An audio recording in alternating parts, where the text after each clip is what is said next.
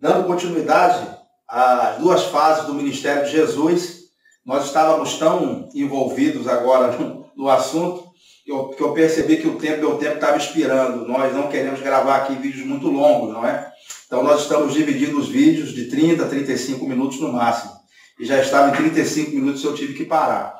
Mas nós vamos continuar falando sobre as virgens, né? As 10 virgens. Então, as 10 virgens simbolizam Israel, irmãos. Porque Jesus vem buscar uma noiva, não vem buscar 10 virgens. É muito importante que você saiba que Jesus vem buscar a igreja. E o casamento judaico era assim. Então havia aquele compromisso que era feito.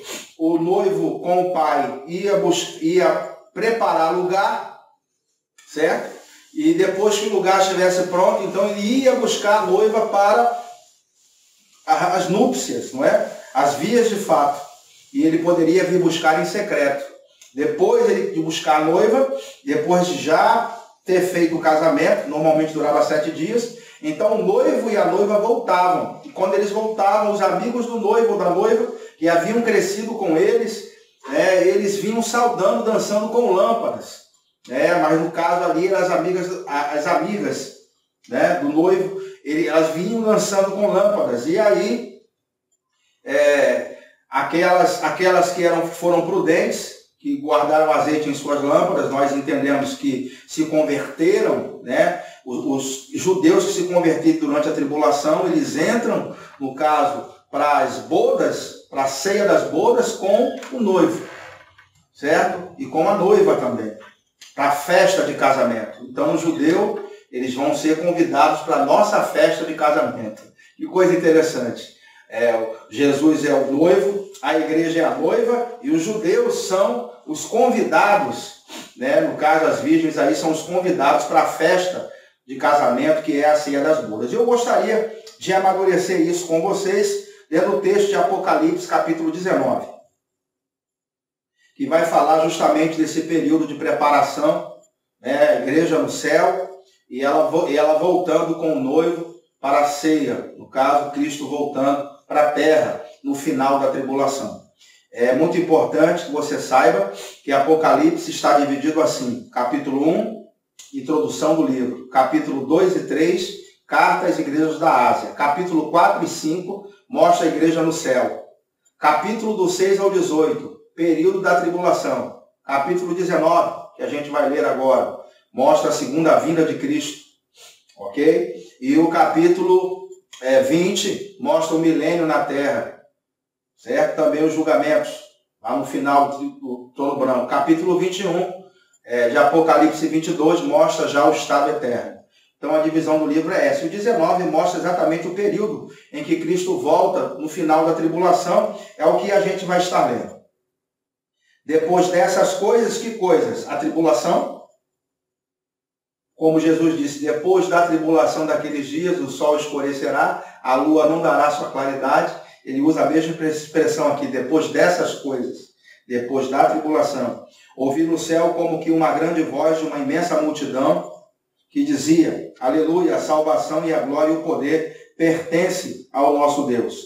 Gostaria de ler com vocês o versículo 6. Também ouvi uma voz como a de grande multidão, como a voz de muitas águas, como a voz de fortes trovões, que dizia: aleluia, porque já reina o Senhor nosso Deus, o Todo-Poderoso, reina através de Cristo. Regozijemo-nos e exultamos e demos-lhe glória, porque são chegadas as bodas do Cordeiro e já a sua noiva se preparou. Então nós estamos falando agora da ceia das bodas e a noiva, ela está se preparando para a festa de casamento. Aí ele vai dizer: e foi-lhe permitido vestir-se de linho fino, resplandecente e puro, pois o linho fino são as obras justas dos santos. Então a noiva se vestindo de linho fino, se preparando para a festa de casamento.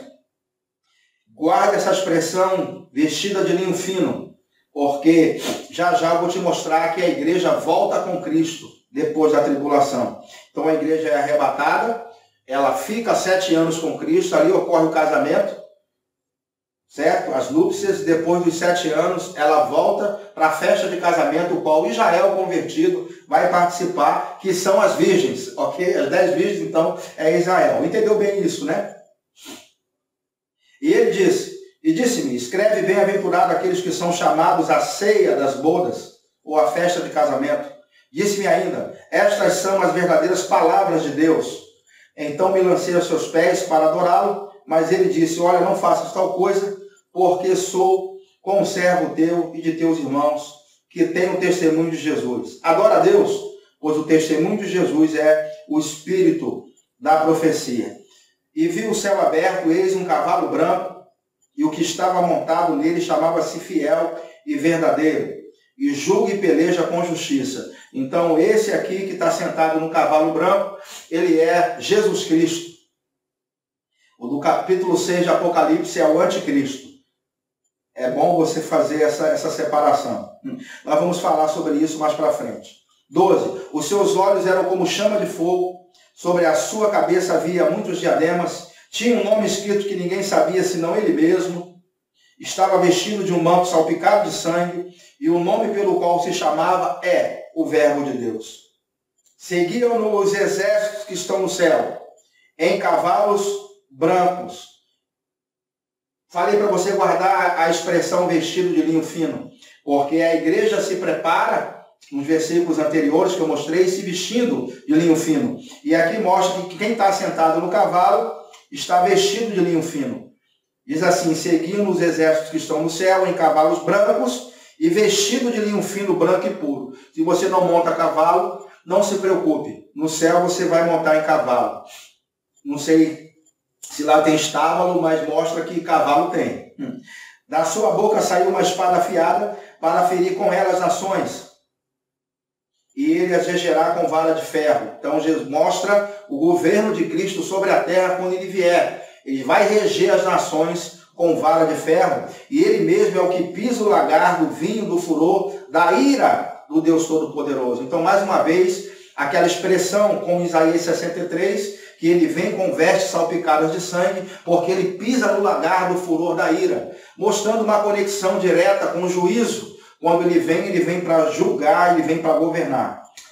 Versículo 16. No manto sobre a sua coxa tem escrito o nome, Rei dos Reis e Senhor dos Senhores. Ok?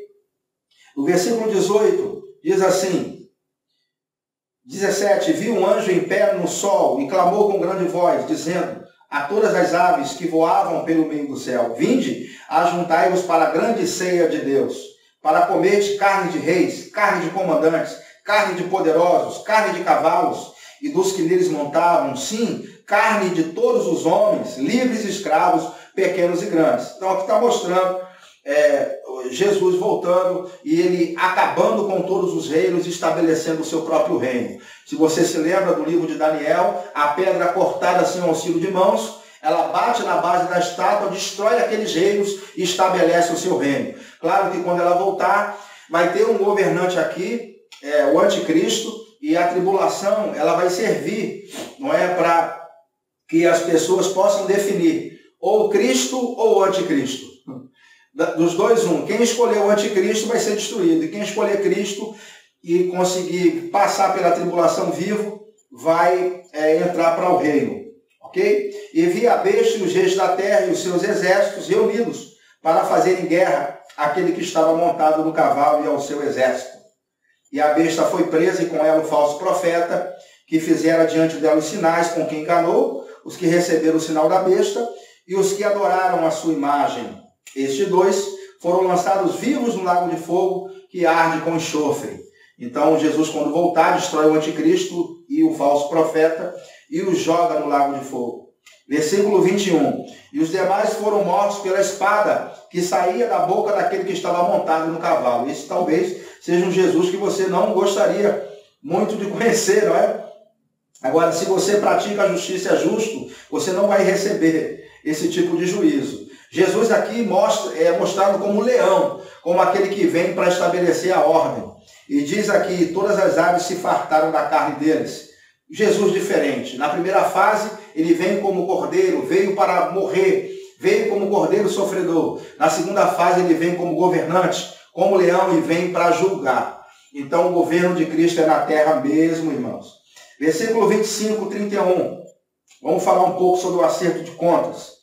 Quando, pois, vier o Filho do Homem na sua glória e todos os anjos com ele, então se sentará no trono da sua glória, e diante dele serão reunidas todas as nações, e ele separará uns dos outros, como o pastor separa as ovelhas dos cabritos. Então Jesus volta, a igreja volta com ele, e ele vem, estabelece o seu governo, e ele começa então a julgar, porque pessoas que sobreviveram à tribulação serão algumas justas que aceitaram a Cristo, outras que estavam vivendo na tribulação não aceitaram. Esses vão ser separados como cabritos. Quem é dele vai ficar à esquerda, quem não é vai ficar à direita, como cabrito. Está aqui, ó. Os cabritos à esquerda e as ovelhas à direita. Eu troquei, né?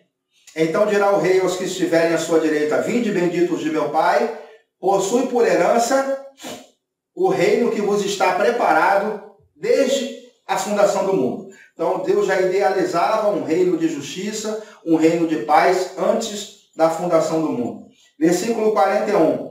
Então dirá também aos que estiverem à sua esquerda: apartai-vos de mim, malditos, para o fogo eterno, preparado para o diabo e seus anjos. E aqui Jesus estabelece juízo, eliminando os ímpios, todos que sobreviveram à tribulação. E os justos entram para o milênio, para o seu governo terreno.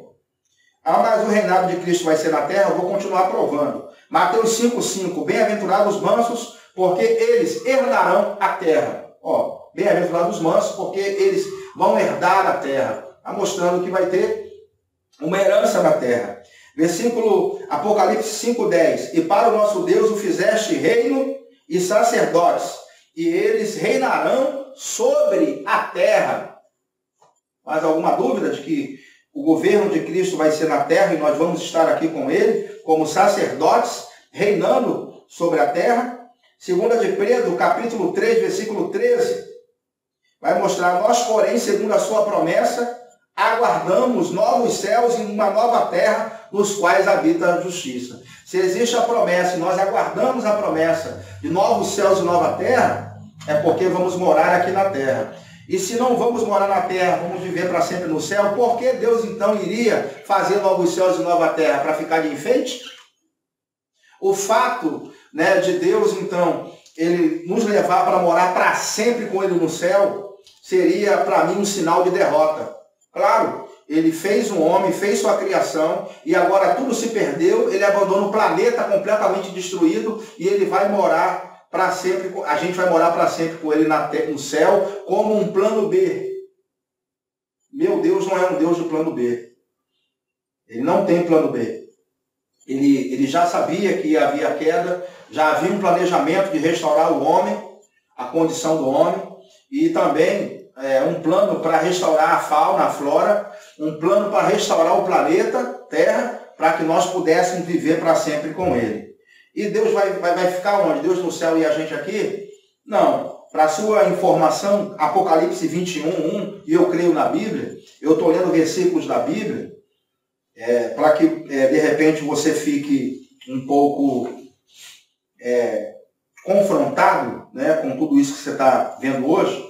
Mas eu vim trazendo, fiz questão de trazer os versículos por versículo, e eu gostaria que você, que defende que a gente vai viver para sempre no céu, me mostrasse os versículos assim, conforme eu estou mostrando. E você conversasse comigo para a gente poder, de repente, dialogar. Porque possa ser que você pense diferente, mas eu gostaria de saber provas. Aí existe um versículo lá em João 14, que diz: na casa de meu pai há muitas moradas, se não fosse isso eu vou teria dito, porque vou preparar lugar para onde eu estiver você vai estar também. Nós podemos interpretar esse versículo de diversas formas, Sabemos que a morada de Deus agora somos nós, mas eu gostaria de trazer em cima do texto mesmo, Bom, na casa de meu pai há muitas moradas. Nós sabemos que existe a Nova Jerusalém Celestial.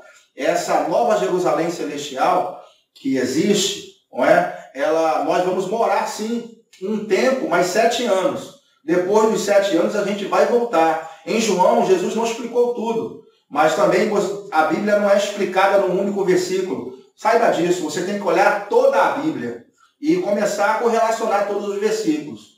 A Bíblia ali não está mostrando 7 anos apenas, mas durante toda a Bíblia, os outros versículos, eles vão completar aquela informação que foi dada.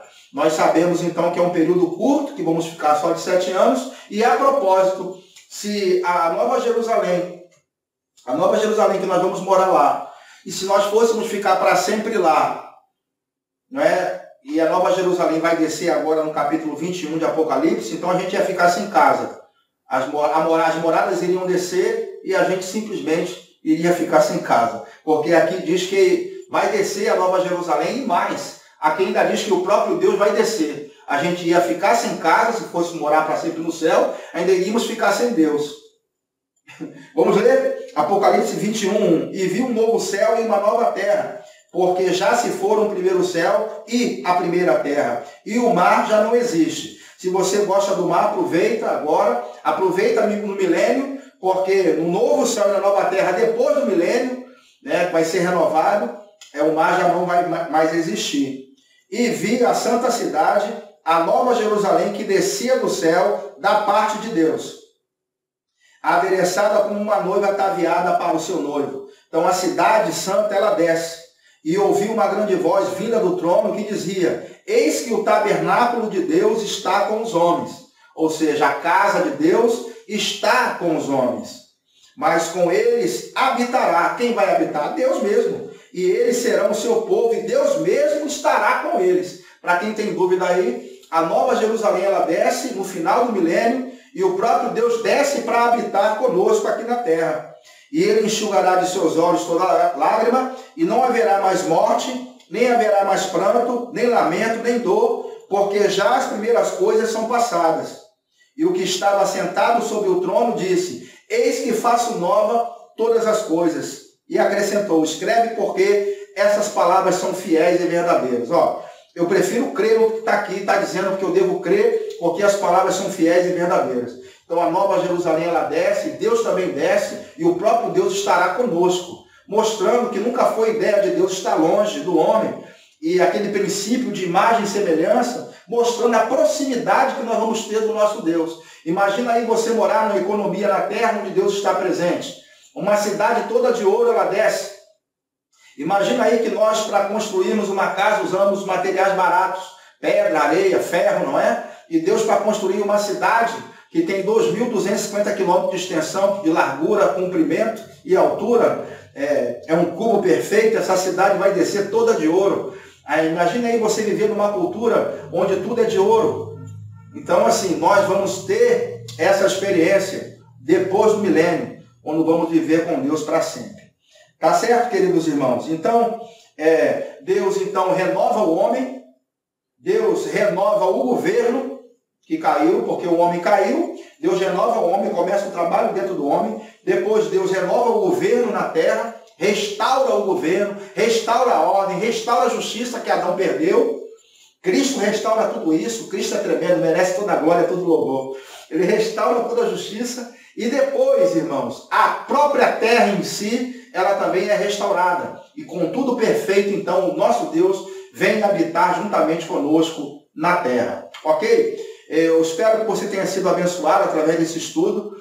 Se você tem alguma dúvida, se você quer nos fazer alguma pergunta, se corresponda conosco através do Facebook, através do nosso canal no YouTube, PR Antônio Lira. Você pode ir lá no YouTube fazer perguntas, eu estarei aqui pronto, irmãos, a interagir com vocês, ok? Então fique na paz de Cristo, um forte abraço e até a próxima.